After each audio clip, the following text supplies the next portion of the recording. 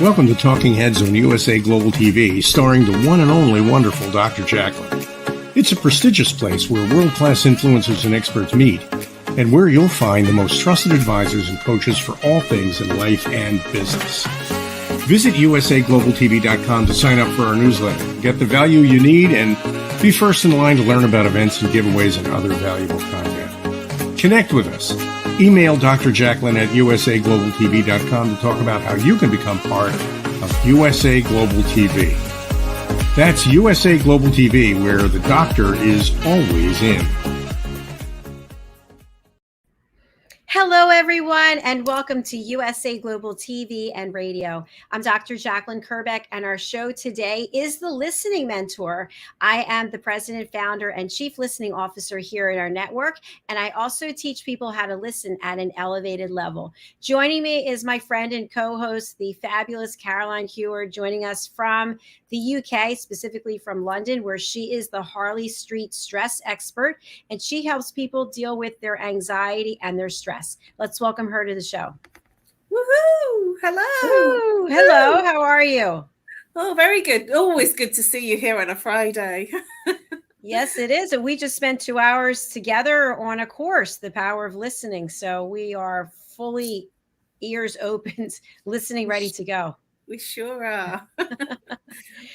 Caroline, I just mentioned in the intro about how you work with people to help them eliminate stress, anxiety, and really get to the root cause of their issue.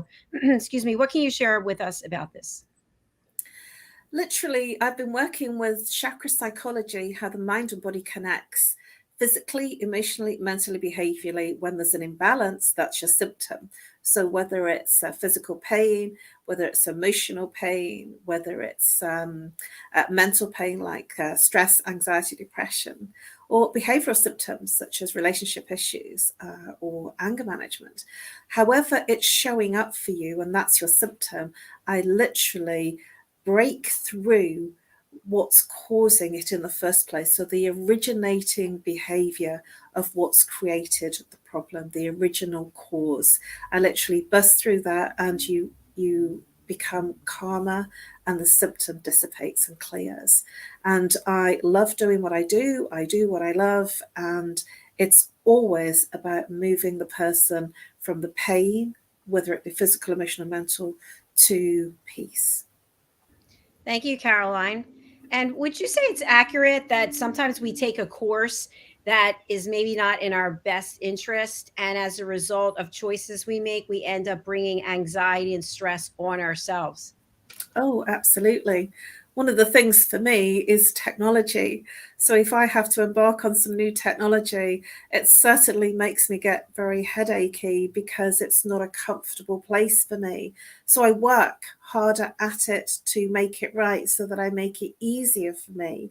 And so whenever I do my accounts, for instance, and I have to be poring over receipts and invoices and the computer, I get very headachy and neck pain because it's not my comfort area. So we do have to do things that we don't enjoy doing at times. And those are the times that the stress tells on us. We can't have everything wonderful all of the time. And so it is about recognizing what causes our stress, so that we become more organized at times that we become stressed. Brilliant. Thank you so much. I also think it's possible to become very stressed when we feel like people don't like us, or we feel like people are talking about us, and yet we have no control over what someone else is thinking or how they're feeling.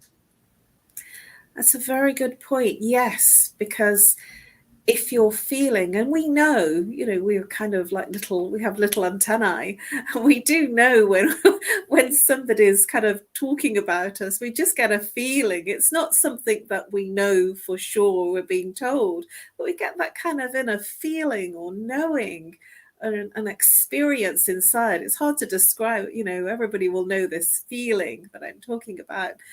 And when we walk into those situations, it feels uncomfortable, and that uncomfortableness that we feel dictates our behavior.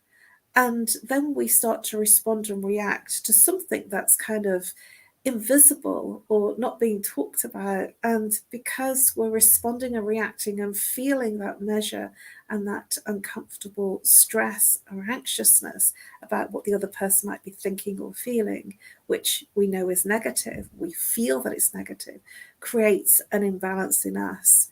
And that can be physical, so that can come out in things like rashes, eczema, psoriasis, irritable bowel syndrome. Those are all the physical symptoms, and there's many more. Or it can be, sort of a state of emotional stress or anxiousness, or even a dread of being in that particular situation with that person. So we're all different, we're human, and we all respond to stressful situations in a different way. My advice and my input, my invitation is, even though we know that the person doesn't like us, or it's difficult or it's challenging, is to be in our best space of inner peace. And that is to come out of the mind and connect with your heart through the breath, so that you feel more stable in yourself. And the easiest way to do that is to breathe down into the heart and into the belly, so that you become more relaxed and calm. Thank you, Caroline. And as you know, on this show, we teach people about listening skills, whether it's listening to your intuition or listening at an elevated level. And to what we're just discussing, when we are someplace, let's say we are at the office, or we're at a networking event, or somewhere where there are other people, we feel someone is kind of pointing and talking about us. And then we sometimes make the effort of engaging with them about it, calling them out on it. And they don't always tell us the truth. We know we heard them talking about us, but yet they're adamant that we didn't hear that. What are your thoughts about that? The problem is, when somebody's lying, it's really easy to tell. We'll know. And it goes something like this. We can be saying, I just have to get my head in gear. I really, really am happy to see you.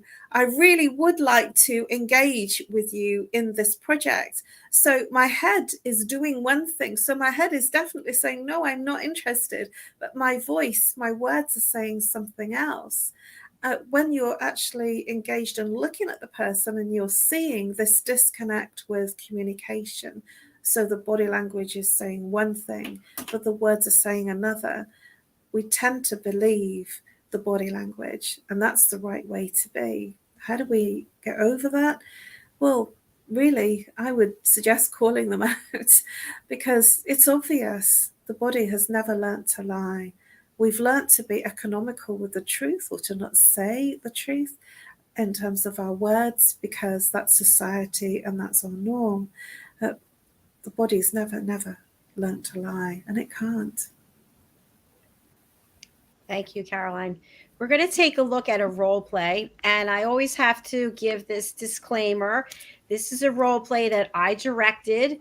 Caroline happens to be in it, and so are some other team members. So please, just when you're watching it, realize that I said, please do this, please do that, so that we could actually have something for people to look at. So let's take a look at this role play. We'll watch it the first time. We'll have a chat about it as always, and then we'll watch it a second time. Here you go. This is called Talking and Lying. Caroline, how are you? I haven't seen you for so long. Where have you been? Oh, I've been busy working. It's been fun. It's been, I have something to tell you. That Janetta. Have you heard what she's been up to? No. And yeah, well, it's all over town what she's been doing. I don't want to speak out of turn. I don't want to gossip, but I just it's kind of taking my mind out of what we're doing. Tell me, what is she doing? What? I can't imagine. I heard that maybe she was selling stamps. Oh, even worse. And Mariska's in on it as well. Mariska's doing some things with clients that I'm a bit surprised about. So it's not selling stamps. She's selling something other than stamps. What could it be like? Well, let's I think we need to talk, privately. Wow. Hey, Mariska. Oh, Hello. Hey, Janet. hello. How are you, Janessa and Mariska? I'm sure I overheard my name. Were you guys talking about us? Yeah, Oh, I we're heard just you talking about how great your clients are. I mean, we're here. You might as well tell us and ask us, because I heard some strange things. What's this all about? Oh, no. It's we were just saying how great you are, and how great your clients are, and the work that you're doing. We were just applauding you. Oh yeah. Why would we ever talk anything against you? Do you have anything that you might be hiding, perhaps? Well, nothing that I'm aware of. I did hear something about stamps. What was it about stamps? Yeah, I I don't heard know. stamps. Tell me more. You heard stamps. Yeah, I heard stamps, and I heard something about clients, and I mean, I'm open to constructive criticism. So if you've got anything to say, I mean, say it to us, because we'll Oh be no, it was all positive. You're amazing, you girls. Everything was positive. We were just Absolutely. We have high record. I always recommend when a client comes to me and says, do those two girls work well, with the collection? I always say, absolutely. Would I ever go, the opposite way and think naughty things about stamps.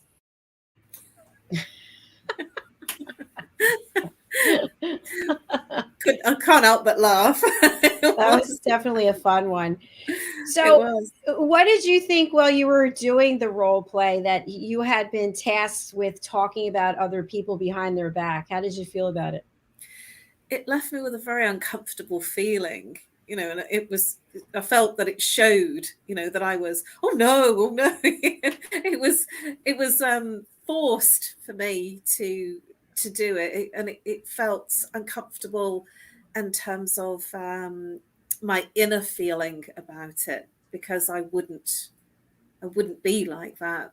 If I had something that I was challenged with, I would speak to the person. I just wouldn't talk about them like that. And it was difficult to do from that perspective, from my own authenticity, and the uncomfortableness of them blatantly lying was also not so easy either. Oh no, I wasn't saying anything. Oh no, it was, and I was kind of, oh no. My head was kind of, all over the place. And I did feel it wasn't a comfortable one to do. And you could see the seriousness of the faces of Mariska and Janetta. I wasn't kind of looking when I was doing the role play, but I could now I'm looking at it, I can see the disconcerting experience that they were showing more on their faces than what they were saying. Interesting, yes. And I noticed also in the role play, I have to keep saying that, in the role play, that Sarah was sort of baiting you, hey, tell me more. And this happens in real life. Someone mentions something about someone else, and the other person could just drop it right there. But instead, they kind of like, yeah, let me pull it out of you. Tell me. And then now they're engaged in this conversation. And so, of course, then we have the two people being talked about. They happen to show up, and they could hear, they were just coming up upon the two of you and heard what you're saying. And then when questioned about it, oh no. So what do you think that does to a relationship when you're caught lying?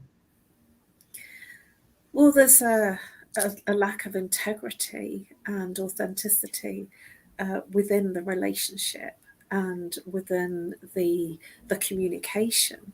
And when there is a lack of integrity, it will show this. It's like sort of the bit in the middle that is not being talked about, but it actually shows, and it makes both people feel uncomfortable. It's kind of the bit that's hidden that's actually being seen. And so it doesn't bode well for good relationships and for trust, because that's a big thing in terms of working relationships and personal relationships, that trust is a really big deal. And if there's no trust, then the relationship breaks down, whether it's personal or business or emotional. So it's very important to, from my perspective, to be honest, because it's difficult when you're not, because you forget what you've said if you've lied. And in your experience as a therapist, when someone is caught in a lie, should they just own up to it just right then and there? Or then what happens typically is then there's another lie. One lie begets another lie. And then before you know it, there's a whole fake story. And now, where do you stand? So what's your advice when you get caught lying, like in this scenario? To own up, really, because it doesn't bode well. Some people find that very difficult. If they've taken a different scenario, somebody's broken something, if there's like sort of say 4 people within a family home and somebody's broken something. I remember when I was very young, it was nobody broke it. So my dad used to say, "Oh, the green man broke that." The green man left the door open. He would have like a bit of a joke, about, "Oh, it's nobody's fault," "Oh, the green man did that." So we had like a little bit of a fun joke, sort of, it was never anybody that lived there. But, in a business capacity, it happens also. And so it's, it's not so jovial, in the family. We were kind of passing it off, and and because it wasn't so serious, if a cup was broken, it was broken. There was never anybody that owned up to it. But in a business situation, it's very, very difficult. And that's something that I pride myself on, being very authentic, very genuine in my communication. And if I'm not comfortable to work with somebody, then I just don't work with them. If I don't feel that they're authentic to work with, or if I've had some challenges, I will literally withdraw. And I'm in a good position to be able to do that because I work alone in an office situation. That makes things extremely challenging and stressful. Yes, that it's as though you have to wear so many hats. Yeah, definitely. Well, we're going to take a break right now. We're going to actually run a clip that we ran this morning. I really think this is so valuable for many people. And I alluded to it earlier today when I saw you. It's from the British School of Excellence. It's actually from a testimonial from one of their students. Let's take a look at this and then we'll be right back.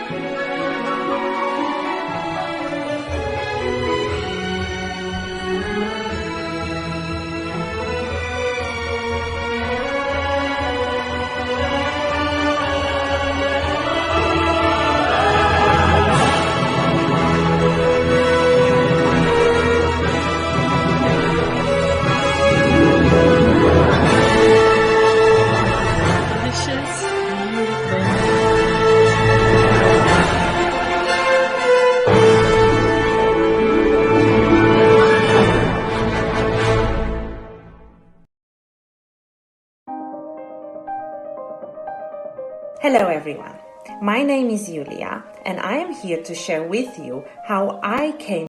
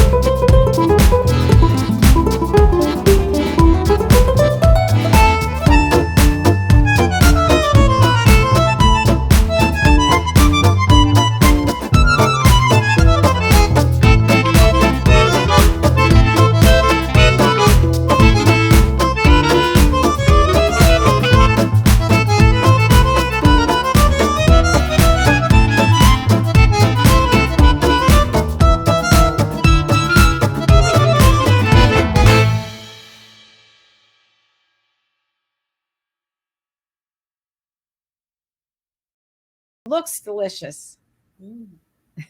I think he's just super slim anyway. I definitely couldn't do that. Well, thanks for being real about that. I appreciate it. So, for those of you just joining us, today's show topic is talking and lying.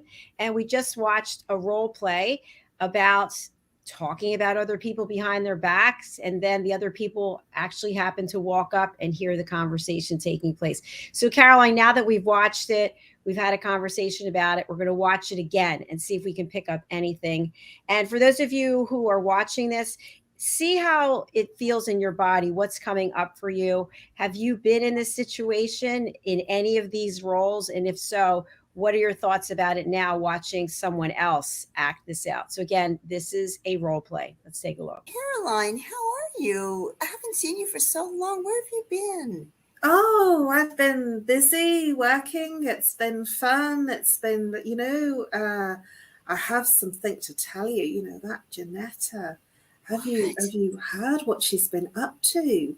No. And yeah, well, it's all over town what she's been doing. I don't want to speak out of turn. I don't want to gossip, but I just it's kind of taking my mind out of what we're doing.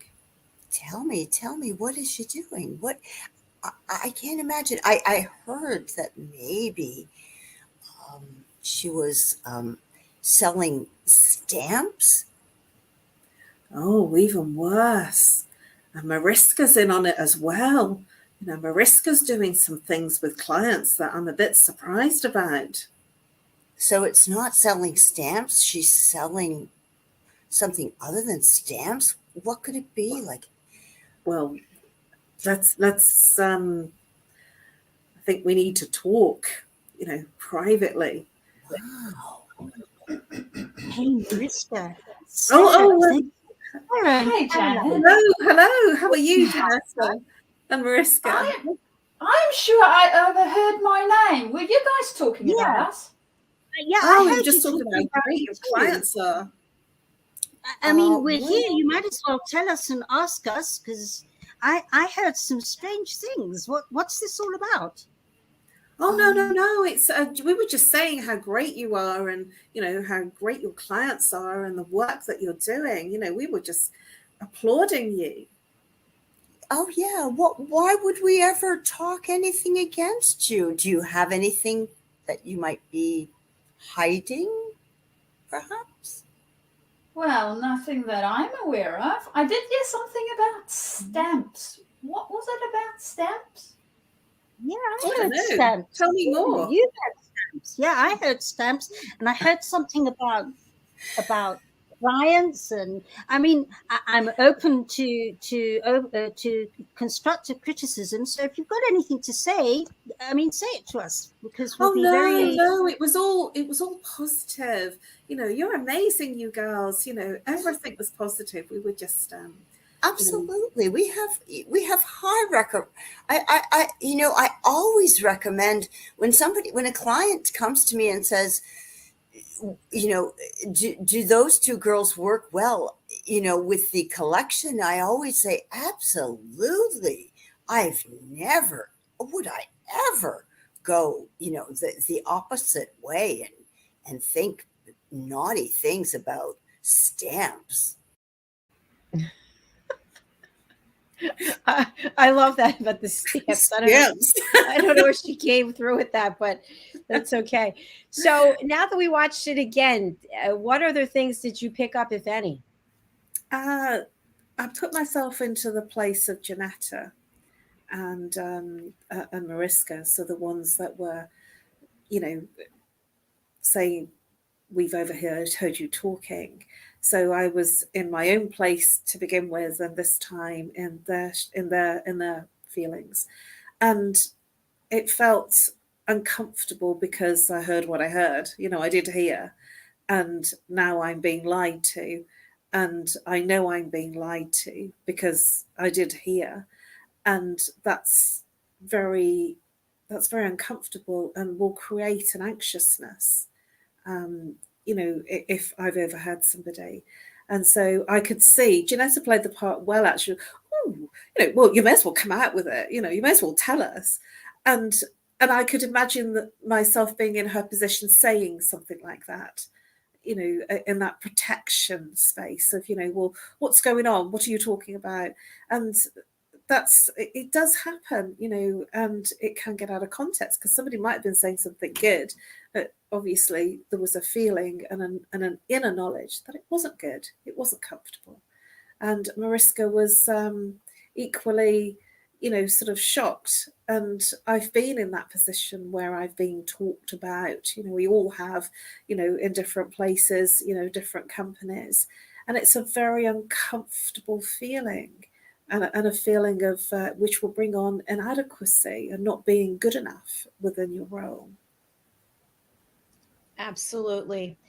And I think that it would be difficult for us to say we've never lied, never been a white lie. I can think when I've been in different relationships with men, paying for my own shoes, paying for my own bags, paying for my own bills, getting asked the question, is that a new pair of shoes? Is that a new something or other? And because I was always on the defensive, because I knew I'd have to defend why I would buy another pair of shoes, even though it was my money, sometimes I would say, are you kidding me? This isn't new. That's the problem. You don't pay attention to me. So then I would turn it around and put it on the other person, knowing that, of course, they were brand new, and then hating myself even more, not only for buying them, but then for lying about it and putting it back on them. Well, I had a different strategy when I was married. Let's hear it. Because we had a small flat, so it wasn't very big. And if I bought something, it was very obvious. I couldn't hide it very greatly. And so I would say, you'll never guess what, I saved so much money. I saved £50 on these, and I saved £10 on that, and I saved £100 on this. And he would say, Caroline, it's not what you saved. How much did you spend? Oh, no. I saved all this money because I got it in the sale, and I got it on Black Friday, so it was an even bigger sale, and I got it for less than half price. And he said, but you still spent. And I said, and I saved. So I would turn it all around and say, I saved this much money, which he didn't like that at all, because he said, you still spent money. Still spent the money. I love it. I had a different approach. My approach was I always wanted shoes and bags that were limited in number. So I didn't want to have something that the masses could have. I want to have something that they only made X number of pairs or whatever it was. So I would say, finally, I have to own up to the fact that it was new, right? And I would say, well, you don't understand. Celine Dion has these shoes, or this movie star has this shoe. Who cares? They're like, well, they can afford the shoes. Okay. You cannot and don't need them. And it's funny. I also know of someone who will only buy things that are inexpensive. And as soon as you comment on it, is that new? This was $5. This was only $10. But you bought 10 of them. So now it's $100, whatever the case is. So it is interesting. We're digressing a little bit, but it's also about listening to your intuition and then looking at your own behavior. So in the role play that we were just looking at, the behavior was such that it wasn't something that anybody felt good about. We talked about it after the role play, and it was awkward for all parties. So when we are in a situation, let's talk about the manipulator. Okay. Let's talk about the gossiper, the person who starts it. They start talking about the person, and then they sort of rope other people in. And those people have the option to say, oh no, I'm not going to go down this gossip lane with you. Or some people want to be those observers, not saying anything, but eating it all up. So then they turn around and go tell somebody else. So what has your experience been, either personally or professionally, in these areas?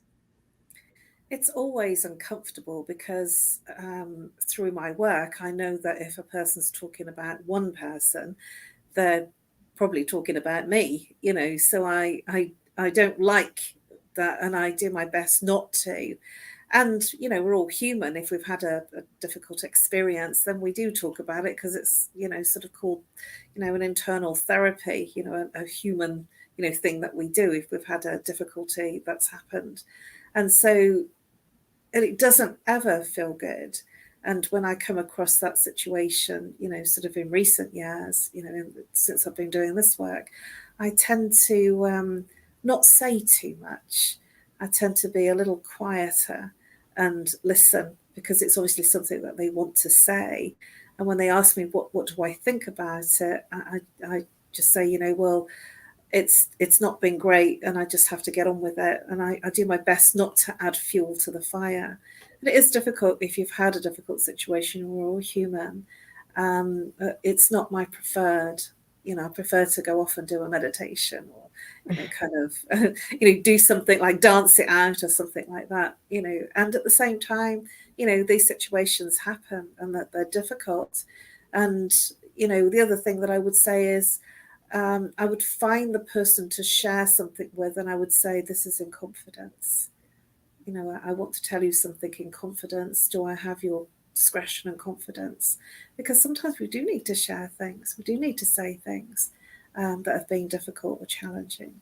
And it's, you know, it's human for us to do that.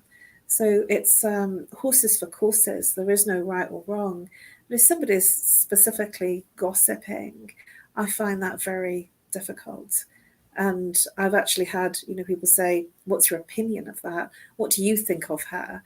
And I tend to, you know, sort of bumble around and not really sort of say anything, because I know that if I'm speaking badly about somebody, then, you know, everything goes around, comes around. So I do my best to be careful about getting into those kind of situations. And we're all human. It happens. Very smart. Now, to just further discuss a comment that you just made, we've all had this where we've been the one asking, or someone's asked us, Caroline, I have something going on and I really need to talk to you about it, but promise me, please, I need to know you're not going to tell another person. I promise. Hey, did you hear what Jacalyn had to say? She asked me to keep it in confidence. I'm asking you, third party, can you keep this between us? And this happens all the time.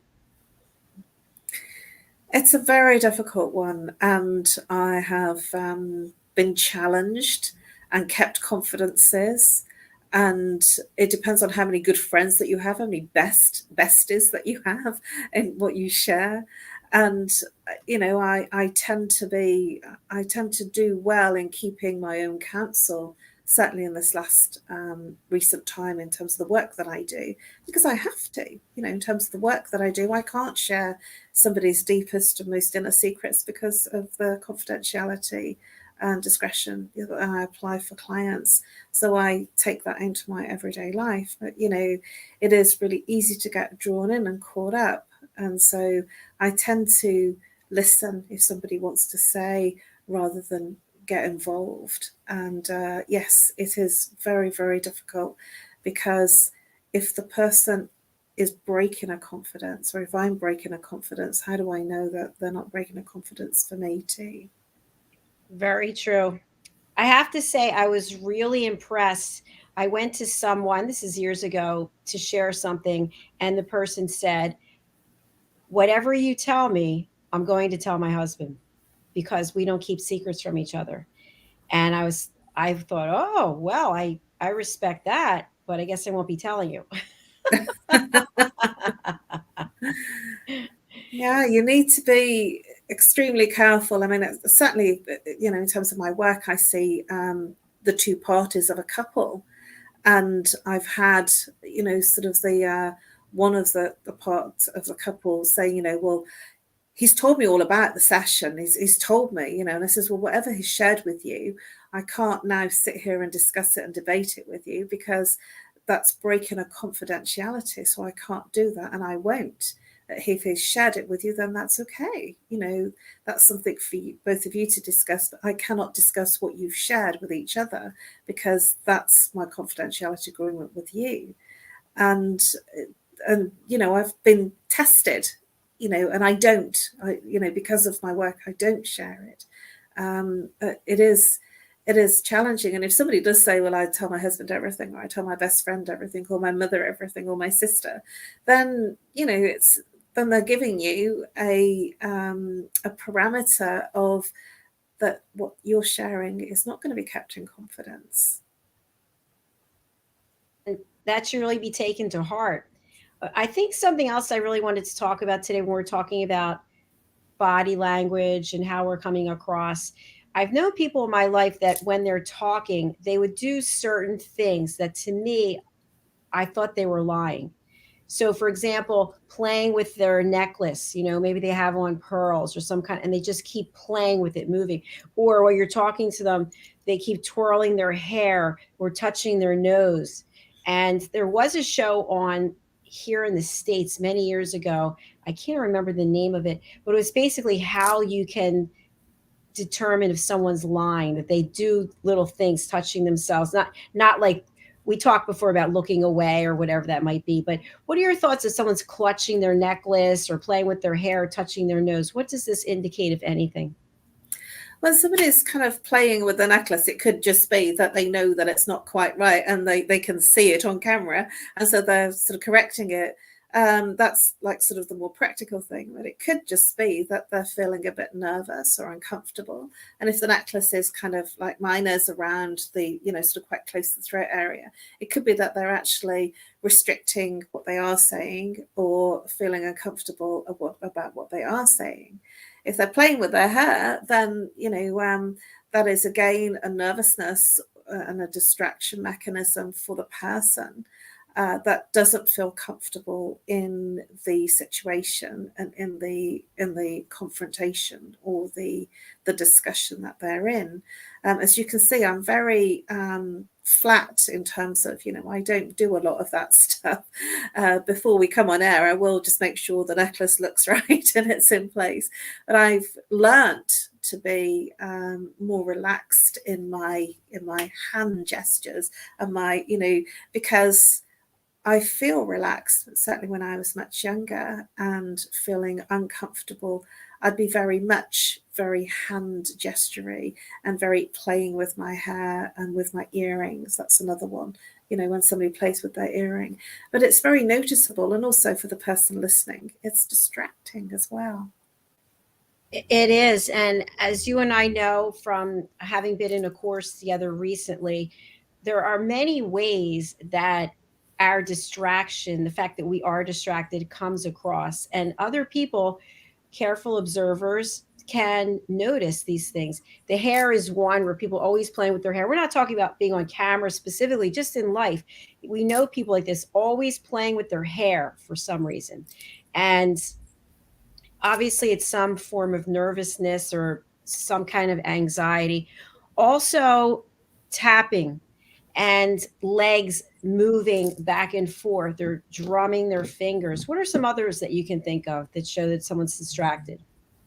Oh, those are good ones. When somebody actually keeps crossing their ankles or their legs, going from one type of crossing to another, or they're sort of kind of sitting back in the chair and sort of, their arms are crossing, and these are all barriers.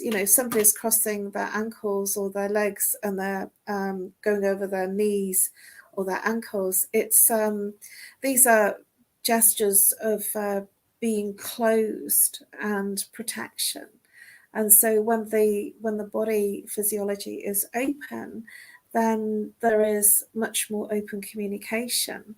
And so by somebody literally just, sort of doing this at a point of topic and conversation, that they're just shutting themselves down, that they're being very close to the aspect and the topic that's being discussed. Because you will find that sometimes that people will kind of sort of stretch out. I mean, I've certainly seen some men do this, really kind of, stretch out. And this is a very common thing that the alpha male will do. And this is a protection, that, sort of they become expanded. and it widens the chest, and so it's a sign of, I don't feel comfortable, so I'm going to protect myself. And they're not saying it, it's simply in their physiology. Also, if somebody kind of moves in and kind of sort of all cocks their ear to you, that means that they're coming forward, they're leaning in to listen more because they're interested. I've certainly seen where somebody kind of cocks their ear to one side. I do that quite a bit because I'm really listening. And then there's others that literally will turn away and look, all over the place, apart from in your eyes. I call that rolling their eyes, but doing anything apart from being connected with you. There are many, many different ways that we can show our distraction. But when we're fully present, there is no shifts of body language or physiology. The person becomes relaxed with you, and those crossings don't happen. Thank you for sharing those pointers. They're great. And I love what you just said, because I think it's true. You and I are used to listening to people. We both do that for our professions. And I feel quite relaxed when I'm in this role. I don't feel nervous. I might feel nervous about technology, like you mentioned that. Will the technology work? But in terms of the actual engagement with other people, I like to hear what other people have to say. I like to listen, whether it's something I agree with or believe with, it doesn't even matter, because I love to be curious and learn. But other people do not feel that way, and they immediately put up walls as soon as they hear something being said they don't agree with. And I've even seen this, and we've seen this recently in a meeting, where people cannot sit still in their seat. They've got to get up, they're walking around, they're going through their bag, they're looking at their phone, because they just can't concentrate. That's because we live in a very distracted world right now. And that's not something that, you and I grew up with. We grew up in a world that was, the children played and we got dirty and we weren't videoed and photoed with everything that we did. But there is so much social media and distraction of communication that we've forgotten to literally be in the moment that we're in, be present in what we're doing. And there are many people that actually are having dinner, for instance, and they're in their phones, or they're in a meeting and looking at their emails in their phone, or looking at notes that they've made for the next meeting. And it's really obvious, because the person who's running the meeting can see that they're not with them. If they're not with them, then they're not in the meeting, and they will lose concentration because they cannot listen if they're distracted doing other things. And to your point, as we close out the show already, it's amazing, is that all of these things, the behavior that we demonstrate, what we're saying, what we're not saying, how we're showing up, at what our body language is telling people, that goes to our character and how people perceive us, and whether or not they want to work with us, whether they want to get to know us, or if they're able to say, you know what, she looks very closed off, she seems to have an attitude, I'm not even going to go there. It's very true. It's what I call the unspoken communication, the non-verbal communication. We're giving off all sorts of communication without actually saying anything, by literally how we're reacting and responding with our body language, with our gestures, our eyes, our expressions, our physiology. That's having a whole dialogue that the other person is actually picking out without even knowing anything. If somebody's kind of like this, that the person is uncomfortable, that the person that is like this is literally not aware that they're being like that. And it's sort of like the unspoken communication is what every party actually hears and understands. So it's not just what you're saying, it's how you're being, how you're speaking, your tonality, your voice, because you can say something really nicely, but actually the body language is saying something that's not so nice. And you can pause in the right places to actually make it an unpleasant comment, and your tone can change, whether it's received as a compliment or an uncomfortable comment. So everything is up for grabs in terms of communication. We're communicating all of the time, even when we're on a call. You can pick up the call, and if you're not smiling and if you're feeling quite angry, the other person picks up that you're not feeling happy and that you're quite angry. Absolutely. It's like, why did I make this call, right? Yeah. Carolyn, would you please share with our audience the services that you provide and about your offer for a stress buster consultation? I provide literally bust your stress consultations. So if you have anything you're complaining about, whether it's physical, back pain, neck pain, headaches, sleep problems, whether it's mental in terms of anxiety, stress, depression, whether it's emotional, sadness, loneliness, heartache, or behavioral, whether it's in your relationships, whatever it is that you're complaining about that's not working for you is actually our stress.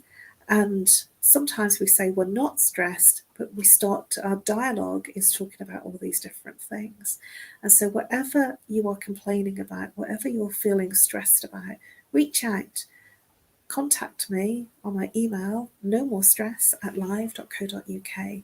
I will look at during a 30-minute free stress buster Zoom or Skype consultation call, and I will find the root cause of what's creating your stress.